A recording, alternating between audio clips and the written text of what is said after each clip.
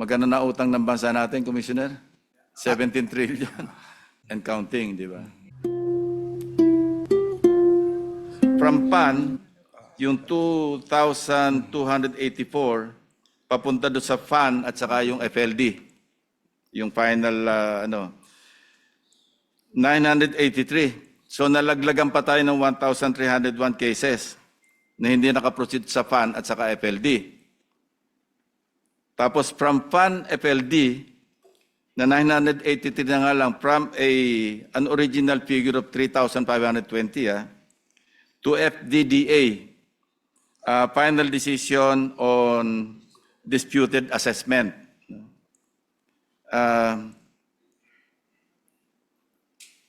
Naging 54 na lang eh.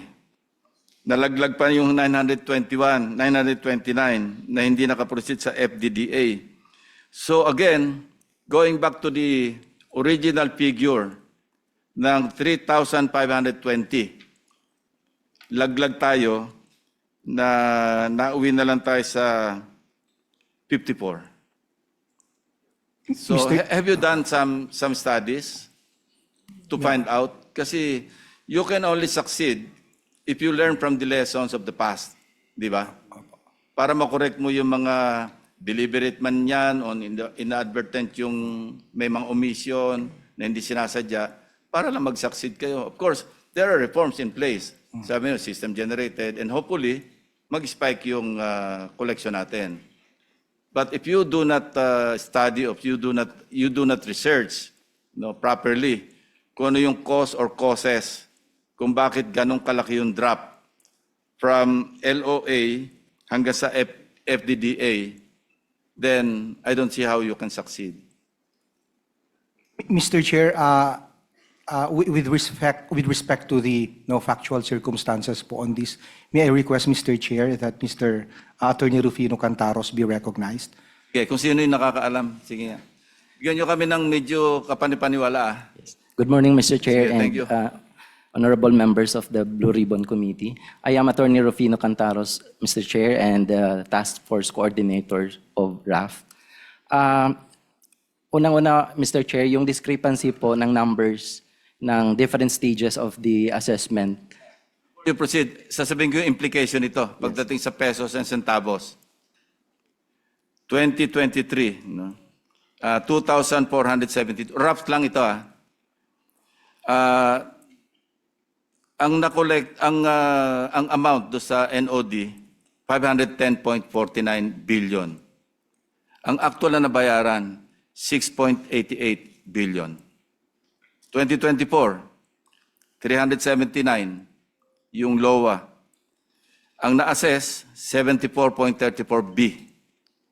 Ang nabayaran, 790 M. 2025, 669 yung i-LOAS.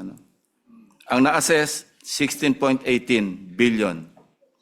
Pero ang nabayaran, 280 million. Yun nga, for a grand total of 3,520 e-LOAS issued, yung na-assess, 601 billion, pero ang actual na nabayaran, 7.95. Meaning, kung ang international standard is 3 to 5%, talagang masyadong bagsak sa grado. Dahil in 2023, nasa 1.34%. 2024, 1.06%. 2025, 1.73%.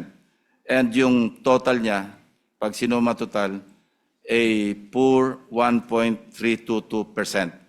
Malayo sa 3%. So, we can only venture a guess, but go ahead, you proceed. Thank you, Mr. Chair. To explain the diminishing numbers of the cases as they progress to the assessment stage, Mr. Chair, hindi po ibig sabihin na yung number of cases na umabot sa preliminary assessment notice at nawala sa final assessment notice ay closed or terminated na, Mr. Chair. Yung discrepancy doon, Mr. Chair, is ma-explain is hindi pa po siya natapos or hindi pa tumawid sa next. So, hindi ibig sabihin natapos o nabayaran na siya, Mr. Chair. Mr. Chair. And then, ganun din po sa FLD to Pero ang FDD. record dito, paid eh. Ang actual na nabayaran, ito na nga eh. Yes, Out of the 601 billion na na-assessed, Yeah. base sa notice of discrepancy, ang nabayaran lang 7.95 eh. Yes, Mr. Chair. So may mga pending pa rito na pwede pang habulin. Yes, Mr. Chair.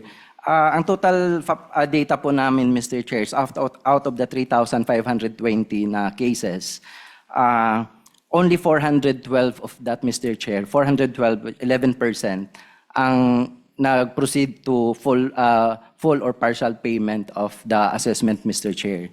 So out of the 412 cases na napabayad po namin, Mr. Chair, we collected 7.9 billion, Mr. Chair, from these cases. The initial assessment from these cases, Mr. Chair, is nasa 40 billion. Or if we get the average, Mr. Chair, it's not 1%, but nasa 20%. But Mr. Teka, Chair, ang figure ko rito, 601 eh, sa NOD eh. Mali ito?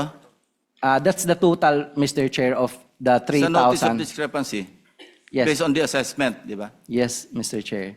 Ano yung 40 against 601? Malayo Again, eh. 40 is only for the 412 na nakolekta namin, Mr. Chair, because the difference ongoing pa po yung assessment, Mr. Chair. Hindi pa siya closed case. So yung 7.95 billion, to sa 3 years, meron pa kayong pwedeng makolekta pa dyan? Yes, Mr. Chair. Actually, ang remaining case or outstanding cases po namin ngayon, Mr. Chair, na hindi pa na closed, nasa 3,108 pa, Mr. Chair, with Okay. an assessment of 560 billion. Nasaan Mr. level Chair. na yan? Yung iba nasa preliminary, yung iba nasa FLD, FDDA, Mr. Chair. Yun yung nabanggit nyo po kanina na mga stages, Mr. Chair. Now, my another relevant question is, can you further streamline the audit process flow? Kasi masyado mahaba. Alam mo, pagka tinitingnan ko ito, marami siyang opportunities eh. I'm only referring to unscrupulous, not to the good BIR personnel. No, exempted sila rito. Alam mo, being a police investigator for so long, laging ganun takbo ng isip ko eh. So, paano nyo pa further ma-streamline? Meron bang pwedeng ma-eliminate pa rito para mabawasan yung opportunities for corruption, for harassment? Say from NOD to PAN, PAN to FAN, FLD, meron pa ba kayong pwedeng makompress pa rito na hindi masasacrifice yung inyong investigation? Pag-aaralan po namin, Mr. Chair, kung papaano na pa namin mas mapapaigsi or masisimplify. Pero Yeah. nasa tax code po kasi itong mga I know. procedure at stages I know, na pero ito. pwede naman yung sa pag nag-issue kayo ng memorandum order o kaya, di ba? Yes. O pwede kayo mag-suggest, mag-propose ng legislative measure, ano? Or legislative proposal along this line. As long as it will not sacrifice yung trabaho, yung efficiency. No? Kasi the more steps na included sa process, may opportunity lagi eh. Kaya bawas ng bawas eh. So and I hope na hindi pa tapos, sabi mo. So pwede pa makakolekta pa. Yes, Mr. Chair, in accordance with the RMO 1-2026, Mr. Chair, itong remaining 3,100 cases, Mr. Chair, will now be handled by the National Investigation Division, Mr. Chair. You know, kasi ang nangyayari ngayon, especially sa flood control projects, yung mga anomalies, parang ito na yung opportunity ng bansa natin para mag-reform di ba? Reform mode. Meron nga joke,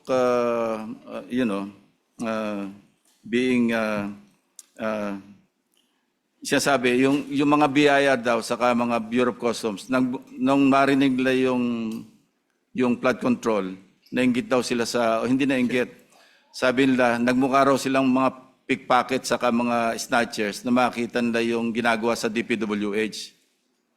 So anyway, ano lang yan, that's just ingest. Narinig ko yan sa mga taga-Bureau of Customs, narinig ko yan sa mga ibang taga-BIR. Alam mo, Senator, feeling namin, nagmukha kami mga pickpockets. Kasi hundreds of billions yung pag-uusapan sa flood control eh. Flood control pa lang yun.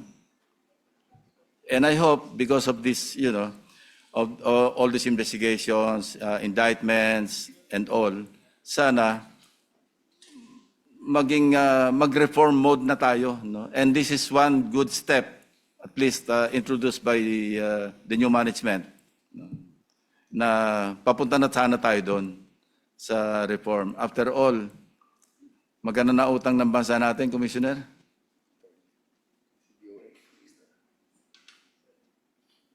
17 trillion. And counting, di ba? Kayo rin nahihirapan pag-collecte. Kasi kailangan itaas yung target ninyo para magkaroon tayo, wag lumaki yung ating budget deficit. Every time magde-deliberate kami ng budget, yun din ang problema namin. And I heard from no less than Acting Executive Secretary Recto, sabi niya, wala tayong pera for this year.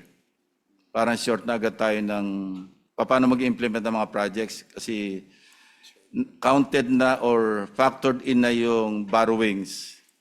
Parang something like 200 billion yung kukulangin. And they're looking for solutions on how to address that. Actual to, hindi ito yung projected deficit. Sa 2026 budget na naipasa, short na sila do sa mga items sa appropriations ng at least 200 billion pesos. And I suggested a solution. Sabi ko, FLR ang katapat niyan.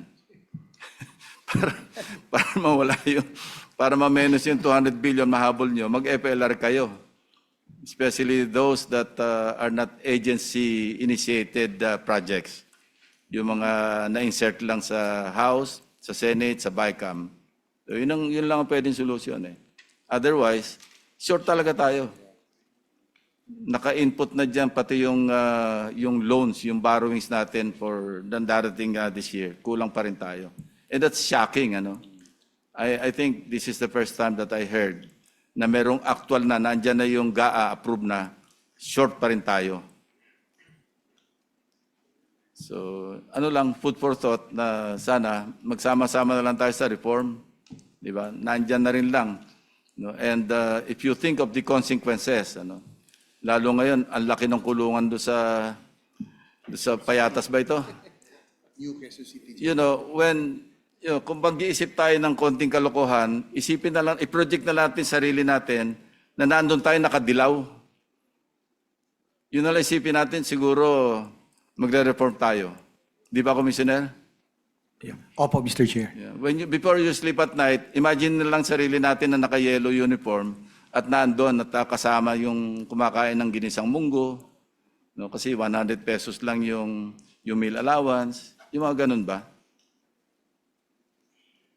Doon na lang tayo tumingin para kung meron tayong gagawin kalokohan, let's think not twice, not 3 times, but siguro 10 times. Makakatulong pa tayo sa bansa. Thank you, Senator Erwin. That's all for me, Mr. Chair. That's all, Mr. Chair. Likewise, siguro, I'll just add on what the Chair has mentioned. We need the BIR and the other revenue-generating agencies of government now dahil nga talagang medyo mabigat yung short, 200 billion right now. So, kaya nga po, now that you already, kaya nung natigil yung LOA at lahat, at ngayon, papayagan na. But with the reforms that you have instituted, we are expecting that this time around, we will have much bigger revenues to be collected, na sana naman, yung pumasok na may resibo na ngayon, talaga mas malaki na para we need the revenues badly, because of what was mentioned by our chair na talagang 200 billion kaagad yung shortfall na this early. So we will need. So good luck with the reforms. Okay, I'm very satisfied at least po yun. As mentioned also by former commissioner, the reforms that are instituted are expected, yung pong initiated by the current commissioner will be expected, to minimize abuse this time and increase the much needed revenues, Mr. Chair. Thank you. Mr. Chair, may pahabol pa. Mr. Chair, to the new commissioner, These reforms are really wonderful. It's a way forward. Pero alam niyo naman ho, Mr. Chair, uso ko sa atin dito yung sinasabi ni Skugod. Meron dito reform, pagkatapos after ilang buwan, wala na mangyayari. So expect po dito po sa bagong pamunuan ng Bureau of Internal Revenue, we will continue to monitor the Specialist Committee. At hindi lang po ang committee na ito, pati po yung mga negosyante. Saan po ninyo because meron po silang ways na makapag-sumbong po rito. Then there's also the media who's watching. So we're expecting, Mr. Chair, na this new administration, the BIR, will really do its best. Well, good luck po dito sa ways forward ninyo. Thank you po, Mr. Chair. Okay, before we wind up, may follow-up question lang. Ano? Dito sa mga figures na pag-usapan natin, ilang yung nag-settle, kaya nag-drop? Mr. Chair, we have 412 cases. Out of the 412 cases, Mr. Chair, 58 cases dito po ay uncontested assessment. Ibig sabihin po, binayaran nila yung buong Okay. assessment. Yeah. And for the remaining 354 cases, Mr. Chair, which is 10% of the total cases we handled, on average, Mr. Chair,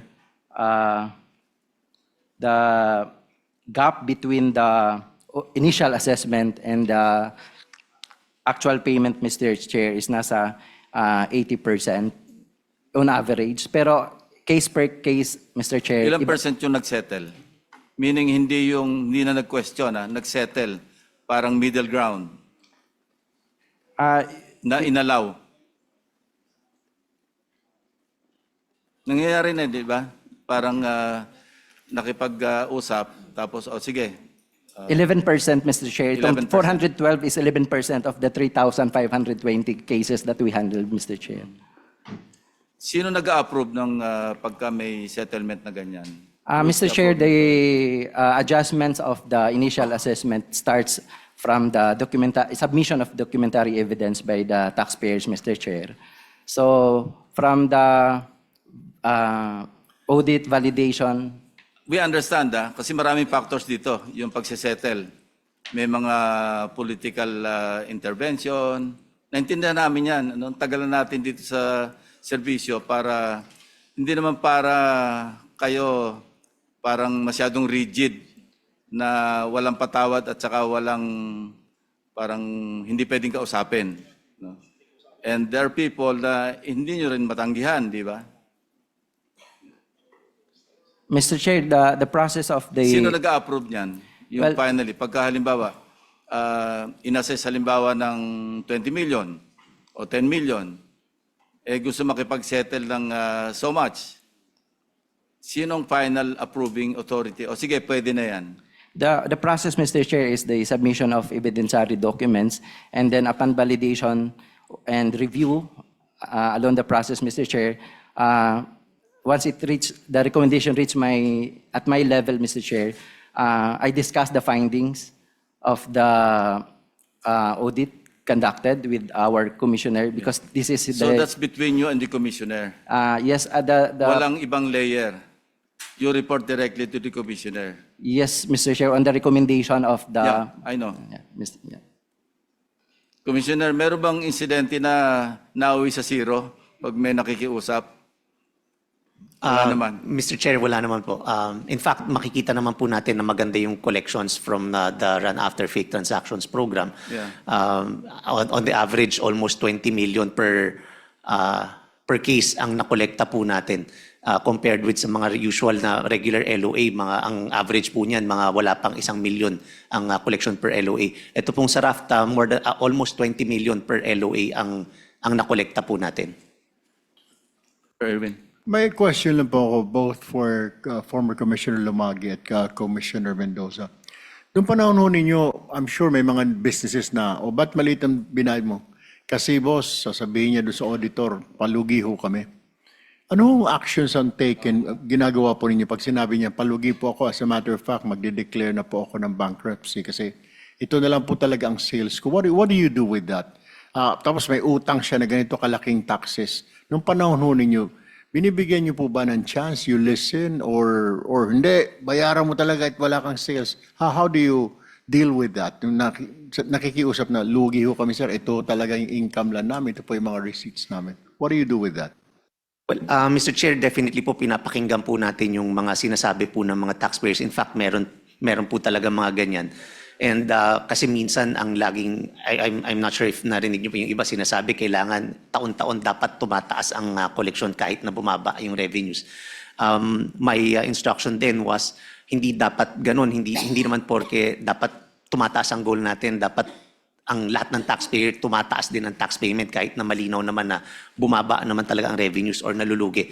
That's why the instruction then was we all listen to the taxpayers and make sure na pakinggan at kunin lahat ng mga documentations yan, especially if substantiated yung mga pagkalugi. Of course, ayaw naman natin patayin ng mga negosyo. Gusto po natin na mag-thrive ang mga negosyo dahil yan naman din po pagka natulungan natin ang mga negosyante, mas lalaki ang collection eventually kapag natulungan natin silang umusbong pa yung kanilang negosyo po. Thank you. I would like to ask, Mr. Chair, Commissioner Mendoza, ano po yung ways forward niyo? I'm sure sa mga darating po na buwan, may magsasabi na lugi po kami, Commissioner, baka pwedeng ganito lang, X amount, ito lang po talaga. Ito yung libro po namin, bulat-latin ho ninyo, makikita ho ninyo na we're losing. So how do you deal with that? Yeah, Mr. Chair, ang mandato po ng Bureau of Internal Revenue ay mangolekta ng buwis efficiently but fairly. Kung totoo naman po, base sa mga dokumento and tax returns na isinabmit or audited financial statements na isinabmit ng taxpayer na talaga naman pong lugi siya ngayong taon, kahit po kumita siya noong mga nakaraang taon at malaki ang binayaran niyang buwis, kung ngayong taon po ay lugi talaga yung negosyo at maliwanag naman po sa mga dokumento, ay yun lamang pong buwis na dapat bayaran kung meron man ang dapat niyang bayaran. Hindi ho policy ng Bureau of Internal Revenue na pigain ang mga negosyante at pagbayari ng ganitong amount regardless of the actual circumstances of their business. Mas meron po siyang proof na we're losing business BIR, baka pwede ito lang pong babayaran namin. But the BIR still will determine kung magkano babayaran niya based on the losses niya. Tama po ba? Well, ang babayaran naman pong buwis ay nakatakda rin sa batas, yung tax rates po natin ay nakatakda sa batas. So at the end of the day ho, factual yung issue eh. Magkano ba talaga ang kinita mo or magkano ba talaga ang losses mo? Kung totoo po na may losses ka or kung totoo na ito lamang ang kinita mo, ang dapat mong bayarang buwis ay katumbas lamang ng buwis na dapat bayaran sa actual na kinita mo, regardless kung nung mga nakaraang taon ay malaki ang kinita mo at malaki ang buwis na ibinayad mo.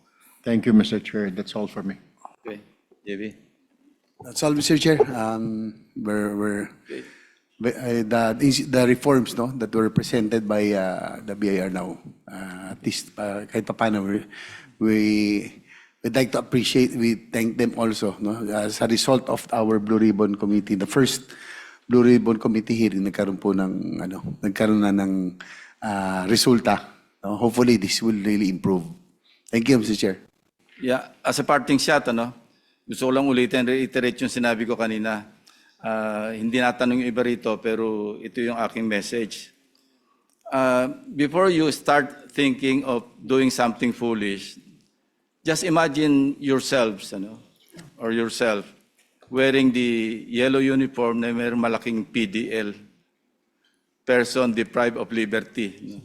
Kasi alam niyo, pag capital punishment, pag umabot sa plunder, ang prescription niyan 20 years. So even yung ginawa mo 3 years ago, 5 years ago, 10 years ago, pag nabulat-lat yan, baka merong pagkalagyan. So yun lang, and I hope you can re-echo this to your personnel in the field. Na yun lang, I think that's a very good deterrent because mabivisualize mo eh. Somebody wearing a yellow uniform, mingled or commingled with the ordinary prisoners, or detention prisoners, yung persons deprived of liberty. Pag may gagawin tayong kalokohan at yun ang inimagine natin, mapapa-hold back tayo sigurado. So anyway, good luck and congratulations. And sabi nga, ano bang movie ba yan? Yung Lord of the Rings, May the Force be with you. Thank you very much.